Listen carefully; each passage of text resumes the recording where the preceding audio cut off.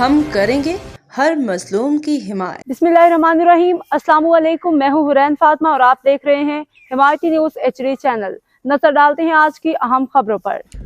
سانگڑ Ashfaq Suleri. سانگڑ police نے عدالت کے حکم پہ ذمہ دار دولت بارو امیو میگھواڑ کی گاؤں احمد لگاری میں واقع زرعی زمین پہ چھاپا اور غیر قانونی طور پہ 6 ماہ سے پابند سلاست چیتن بیل خاندان کے شریمتی حبیبی، سورج منور، کوئل، بادل، زینہ، ساگر، لکھمیر پوری، روشنی، چاندی، روشن مردوں، عورتوں، بچوں سمیت بازیاب کروا کے سانگڑ کی session model civil trial court میں پیش کیا، جس کے بعد معزز عدالت کے جج ایڈیشنل سیشن جج غلام مرتضی بلوچ نے ذمہ دار دولت بارو امیو میگھواڑ کی جانب سے زرعی زمین پہ جبری مشقت لینے والے چیتن بیل ہاری خاندان کی عدالت کے حکم پہ سانگڑ پولیس کی جانب سے بازیاب کروا کے عدالت کے حکم پہ رہا ہونے والے چیتن بیل کے ہاری خاندان کے تمام افراد کو اپنی مرضی کے مطابق آزادانہ زندگی بسر کرنے کا حکم دے دیا۔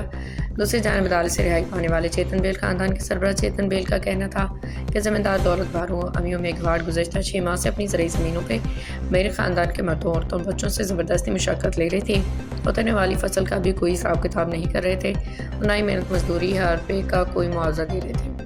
اب تک کے لیے اتنا ہی۔ مزید خبروں اور اپڈیٹ سے باخبر رہنے کے لیے دیکھتے رہیں حمایتی نیوز HD چینل۔